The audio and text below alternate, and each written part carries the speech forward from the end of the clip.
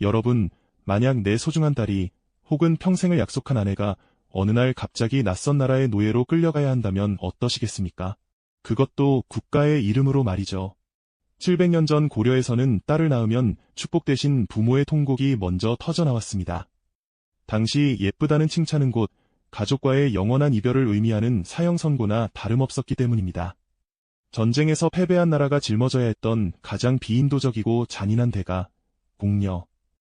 몽골 제국이라는 거대한 힘 앞에 무력했던 고려에서 딸의 미모는 집안의 자랑이 아닌 재앙의 시작이었습니다. 길가에서 마주친 몽골 관리의 눈에 띄는 순간 그 집안은 순식간에 피눈물 나는 생이별의 현장으로 변했습니다. 자식을 지키지 못하는 아버지의 무력함과 떠나보내야만 하는 어머니의 단장의 미알이 고개 같은 심정은 감히 상상조차 하기 어렵습니다. 오늘은 그 화려한 이름 뒤에 숨겨진 차마 눈물 없이는 읽을 수 없는 고려 여인들의 80년 잔혹사와 그 절망적인 어둠 속에서 피어난 생존의 기록을 브라이언 히스토리에서 하나씩 풀어보겠습니다. 안녕하세요.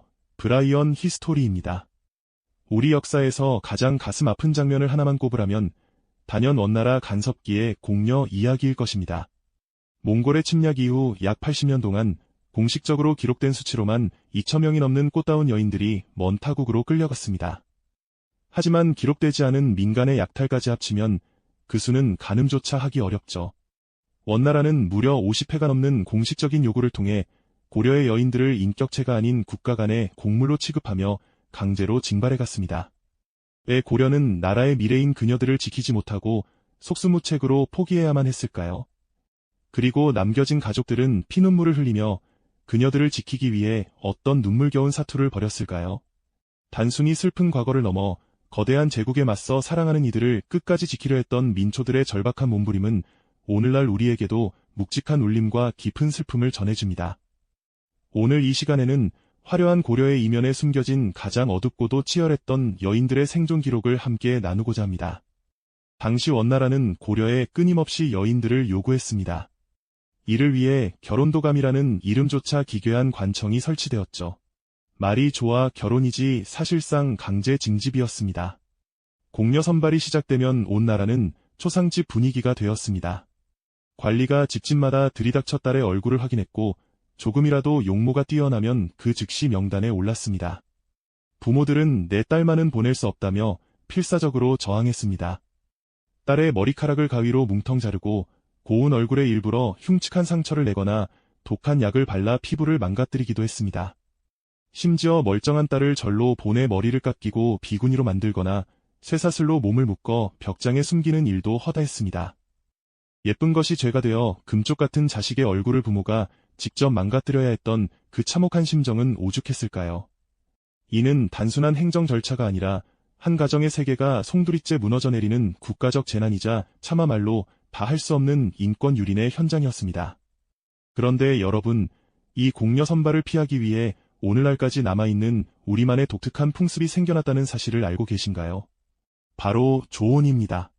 몽골이 요구한 공려의 대상은 오직 처녀였습니다. 이미 혼인한 여자는 데려갈 수 없다는 점을 이용해 고려의 부모들은 아직 철도 들지 않은 10살 안팎에 심지어는 고작 서너 살 된 어린 딸까지 서둘러 시집 보내기 시작했습니다. 오늘날 우리가 어린 나이에 결혼하는 것을 조혼이라 부르며 타파해야 할 구습으로 치부하지만 당시 사람들에게 조혼은 사랑하는 딸을 지키기 위한 마지막 눈물의 방패이자 처절한 생존 전략이었습니다.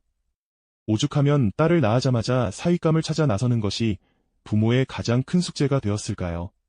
아이들의 동심이 처참히 파괴되는 정략 결혼이었지만 낯선 땅으로 끌려가 놀이개가 되는 것보다는 낫다는 부모들의 절박한 선택이 빚어낸 비극이었습니다. 이 시기부터 시작된 조혼 풍습은 이후 수백 년간 우리 사회의 관습으로 자리 잡게 되는데 그 시작이 국가가 지켜주지 못한 내 자식을 향한 부모의 피눈물이었다는 사실이 참으로 가슴 아프게 다가옵니다. 국가에서는 이 조혼이 유행하자 이를 금지하는 법을 만들고 엄격히 단속했습니다. 나라가 여자를 바쳐야 평화가 유지된다는 굴욕적인 논리 때문이었죠. 심지어 딸을 숨기거나 몰래 혼인시킨 집안에는 무거운 벌을 내리며 압박했습니다. 하지만 부모들은 결코 멈추지 않았습니다.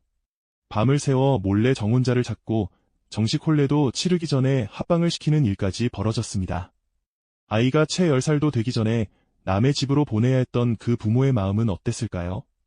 요즘 부모님들도 자녀가 감기만 걸려도 가슴이 철렁하시죠? 700년 전 부모님들은 내 아이를 지키기 위해 국가와 싸우고 거대한 제국 몽골과 싸워야 했습니다.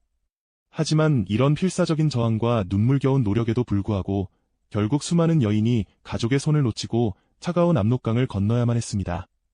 이별의 순간 부모들은 강가에 주저앉아 땅을 치며 통곡했고 그 슬픈 외침이 온 들판에 울려 퍼졌다고 합니다.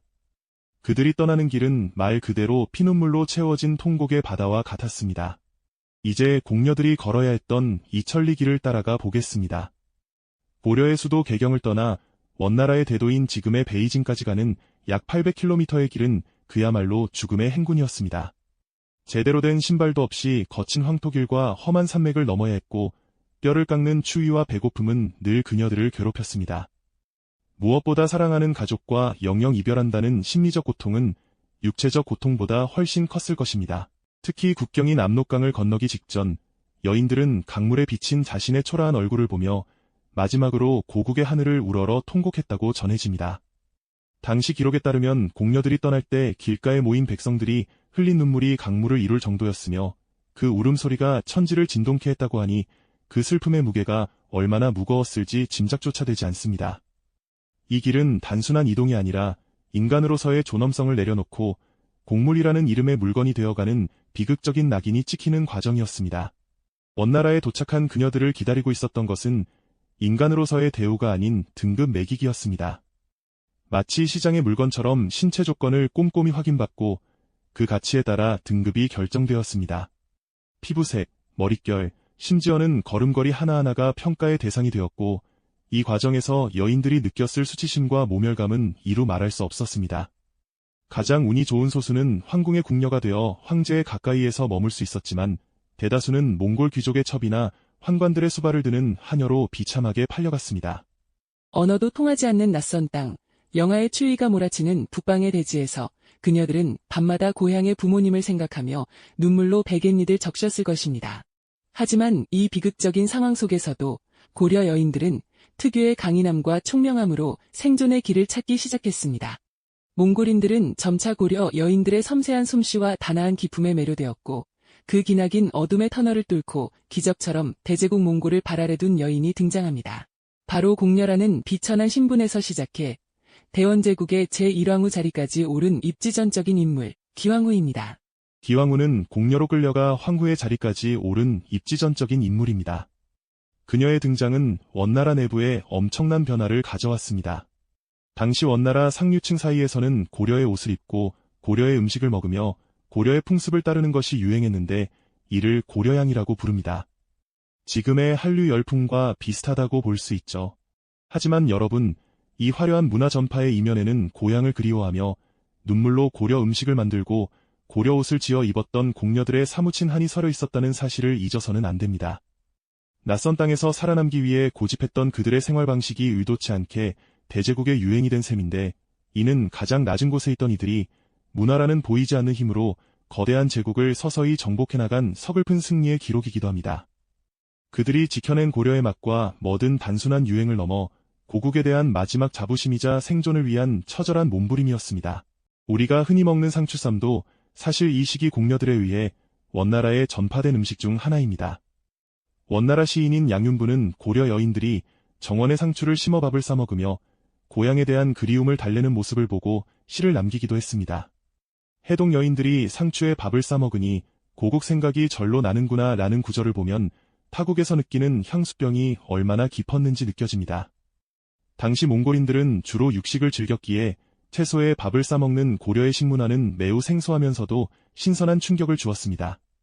특히 고려의 상추는 잎이 두껍고 맛이 좋아 원나라 대도에서 천금을 주어야 씨앗을 얻을 수 있다는 뜻의 천금채라 불릴 만큼 귀한 대접을 받았으며 이는 곧 원나라 상류층 사이에서 크게 유행한 고려양의 대표적인 모습이 되었습니다. 요즘도 해외에 나가면 김치나 된장찌개가 생각나서 울컥할 때가 있지 않습니까? 당시 공녀들에게 상추쌈은 단순한 음식이 아니라 언젠가 돌아가야 할 어머니의 품 같은 고향 그 자체였던 셈입니다. 낯선 땅의 차가운 흙에서도 기어이 고향의 씨앗을 틔워내며 버텼던 그녀들의 강인한 생명력은 오늘날 우리의 식탁 위에도 고스란히 살아 숨쉬고 있습니다. 그러나 기왕후처럼 성공한 사례는 정말 손에 꼽을 정도였습니다. 대다수 무명의 공녀들은 몽골의 차가운 이국 땅에서 이름도 없이 외로이 쓰러져 갔습니다. 세월이 흘러 원나라가 쇠퇴하고 고려의 공민왕이라는 개혁 군주가 등장하면서 80년간 이어졌던 공녀 압송의 비극은 마침내 막을 내리게 됩니다. 드디어 꿈에 그리던 고향으로 돌아올 수 있는 길이 열린 것이죠. 하지만 안타깝게도 사선을 넘나들며 고국으로 돌아온 그녀들을 기다리고 있었던 것은 따뜻한 가족의 품이 아닌 싸늘한 사회적 냉대였습니다. 어렵게 살아 돌아온 그녀들에게 당시 사회는 정조를 잃었다며 환양녀라는 차가운 주홍 글씨를 새겼습니다. 나라가 힘이 없어 지켜주지 못해 강제로 끌려갔던 피해자들에게 오히려 왜 죽지 않고 살아 돌아와 가문의 수치를 가중시키느냐며 죄를 묻는 잔인한 2차 가해를 서슴지 않았던 것입니다. 이 환양녀라는 단어는 세월이 흐르며 오늘날 우리가 비속어로 사용하는 환양년의 어원이 되었다는 설이 있을 정도로 귀한 여성들이 감내해야 했던 심리적 고통은 죽음보다 더한 사회적 살인이자 우리 역사가 외면했던 가장 부끄러운 민낯이었습니다. 이 환양녀라는 말은 훗날 병자호란 이후에도 반복되며 우리 역사에 깊은 상처를 남겼습니다. 몸을 더럽혔으니 죽음으로 결백을 증명하라는 사대부들의 이선적인 요구에 많은 여인이 스스로 목숨을 끊기도 했습니다. 정작 전쟁에서 나라를 지키지 못한 남자들은 큰 소리를 치고 온갖 수모를 겪으며 살아남은 여인들은 죄인이 되어야 했던 이 비상식적인 현실은 오늘날 우리에게도 많은 시사점을 줍니다. 실제로 당시 인조는 홍제천에서 몸을 씻으면 모든 과거를 씻어주겠다는 회절의 명을 내리며 그녀들을 포용하려 했지만 사대부들은 여전히 그녀들을 환양년이라는 멸칭으로 부르며 가문에서 쫓아내거나 자결을 강요했습니다. 이 슬픈 단어는 고향으로 돌아온 여인이라는 본래의 뜻을 잃고 오늘날까지도 여성의 정조를 비하하는 가장 아픈 욕설의 어원이 되어 우리 곁에 남았습니다. 역사라는 거울 속에 비친 그녀들의 눈물은 우리에게 묻고 있습니다. 적의 칼날보다 무서웠던 것은 정작 내 가족, 내 나라의 차가운 시선이 아니었을까요? 진정으로 부끄러워해야 할 사람은 보호하지 못한 국가였는지 아니면 살아 돌아온 그녀들이었는지 말입니다. 공녀의 역사는 단순히 과거의 슬픈 이야기가 아닙니다. 그것은 힘없는 국가가 겪어야 하는 필연적인 비극이자 그 비극을 온몸으로 받아냈던 약자들의 치열한 기록입니다. 80년이라는 긴 세월 동안 이름도 없이 끌려간 수많은 고려 여인들, 그들은 낯선 땅에서 노예와 다름없는 삶을 살면서도 결코 자신을 잃지 않았습니다. 오히려 그들은 원나라의 심장부에서 고려의 의복과 음식을 전파하며 문화적 주체성을 지켰고 끝까지 살아남아 고향으로 돌아오겠다는 일념 하나로 모진 풍파를 견뎌냈습니다. 이러한 강인한 생명력과 꺾이지 않는 의지가 있었기에 비단 개인의 생존을 넘어 우리 민족의 맥이 끊기지 않고 이어질 수 있었던 것은 아닐까요? 오늘 우리가 당연하게 누리는 평화로운 일상과 사랑하는 가족과의 저녁 식사가 700년 전 그 여인들이 그토록 간절히 갈구했지만 끝내 허락되지 않았던 평생의 꿈이었다는 사실을 떠올려보면 가슴 한구석이 아릿해집니다. 그들이 흘린 눈물은 단순한 슬픔이 아니라 시대를 관통하며 우리에게 전하는 무언의 경고이자 희망의 메시지이기도 합니다. 흔히 역사는 승자의 기록이라고 하지만 진짜 역사는 고통 속에서도 삶을 포기하지 않았던 사람들의 발자취에 있다고 생각합니다. 고려 공녀들은 국가가 버린 존재였지만 결코 스스로를 버리지 않았습니다. 몽골의 거대한 궁궐 한 구석, 낯선 흙에 상추를 심으며 눈물 젖은 밥을 먹으면서도 고려인이라는 자부심과 고향에 대한 그리움을 잃지 않았던 그녀들의 강인한 정신은 오늘날 우리에게도 깊은 울림을 줍니다. 사실 그녀들이 지켜낸 것은 단순한 생명이 아니라 고려라는 나라의 혼이었습니다. 타국에서 고려의 옷을 짓고 고려의 음식을 나누며 그들은 총칼 대신 문화라는 보이지 않는 힘으로 대제국 원나라의 중심부에서 자신들의 존재를 증명해냈습니다. 비록 몸은 묶여 있었을지언정 마음만은 압록강 넘어 고향 산천을 거닐었을 그녀들의 치열한 생존 본능은 우리 민족이 수많은 국난 속에서도 굴하지 않고 일어설 수 있었던 뿌리가 되었습니다. 다시는 소중한 사람을 지키지 못하는 무능한 역사를 반복하지 않겠다는 뼈저린 다짐, 그리고 역사의 그늘에 가려진 약자들의 목소리에 귀를 기울이는 태도야말로 오늘 우리가 이 슬픈 기록을 다시 들춰보고 기억해야 하는 가장 중요한 이유가 되어야 할 것입니다. 전쟁의 상흔은 늘 가장 약한 곳부터 무너뜨립니다. 하지만 그 무너진 틈 사이로 다시 꽃을 피워내는 것 또한 우리 민중의 힘이었습니다. 고려의 여인들은 단순히 비극의 피해자에 머물지 않고 타국에서 자신의 정체성을 지키며 살아남은 위대한 생존자들이었습니다. 실제로 그녀들이 원나라에 퍼뜨린 고려양은 단순한 유행을 넘어 지배층의 문화를 피지배층의 문화가 잠식해 들어간 기묘하고도 강력한 문화적 저항의 기록이기도 합니다. 낯선 땅에서 고려의 옷을 짓고 고려의 음식을 고집했던 그 마음은 꺾이지 않는 자아를 지키기 위한 처절한 몸부림이었을 것입니다. 그녀들이 겪어야 했던 그 모진 풍파의 깊은 경의를 표하며 이제는 역사의 뒤안길에서 차가운 시선 없이 편히 쉴 수 있기를 진심으로 기원해봅니다. 우리 역사 속에 묻혀있던 이 뜨거운 눈물의 기록을 여러분은 어떻게 보셨나요? 700년 전 그녀들이 남긴 상추쌈 한 조각, 옷깃 하나의 서린 아픔이 오늘날 우리에게 주는 진정한 교훈은 무엇일지 다시금 생각해보게 됩니다. 오늘 브라이언 히스토리에서 준비한 고려 공녀들의 이야기는 여기까지입니다. 낯선 땅에서 상추쌈을 먹으며 고향을 그리워하던 그녀들의 애절한 마음이 여러분께도 조금이나마 전달되었기를 바랍니다. 우리는 흔히 역사의 거대한 줄기만을 기억하곤 하지만 사실 그 역사를 온몸으로 지탱해온 것은 기록되지 못한 수많은 약자의 눈물과 끈질긴 생존 본능이었습니다. 혹시 여러분의 가계도나 고향 마을의 전설 중에 이와 관련된 숨겨진 이야기가 있다면 댓글로 공유해주세요. 혹은 오늘 영상을 보며 가장 가슴 아팠던 장면이나 새롭게 알게 된 사실이 있다면 자유롭게 남겨주시기 바랍니다. 공녀들이 남긴 상추쌈의 향기가 700년을 넘어 오늘날 우리 식탁에 여전히 남아있듯 그들의 삶을 잊지 않고 기억하려는 우리의 작은 관심이야말로 먼지 쌓인 우리 역사를 다시 살아 숨쉬게 하는 가장 큰 힘이 됩니다. 여러분의 소중한 의견은 다음 이야기를 준비하는 저에게도 큰 영감이 될 것입니다. 끝까지 시청해주셔서 진심으로 감사합니다. 오늘 이야기가 여러분의 마음속에 작은 울림을 주었다면 잊지 말고 구독과 좋아요를 꼭 눌러주세요. 여러분의 클릭 한 번이 더 깊고 유익한 역사 이야기를 계속해서 전해드릴 수 있는 원동력이 됩니다. 우리가 오늘날 무심코 즐기는 한류의 원조가 사실은 거대한 제국에 맞서 자신들의 정체성을 지키려 했던 공녀들의 처절한 몸부림이자 생존 전략이었다는 사실을 기억한다면 역사를 바라보는 시선이 한결 깊어질 것입니다. 타양에서 상추를 심고 고향의 옷을 지어 입으며 끝내 자아를 잃지 않았던 그분들의 회복 탄력성이야말로 오늘날 우리 민족의 저력을 만든 진정한 뿌리일지도 모릅니다. 다음 시간에는 더 흥미롭고 가슴 뭉클한 우리 역사의 한 페이지를 들고 돌아오겠습니다. 지금까지 브라이언 히스토리였습니다. 여러분의 오늘이 어제보다 더 의미 있고 행복하시길 바랍니다. 감사합니다.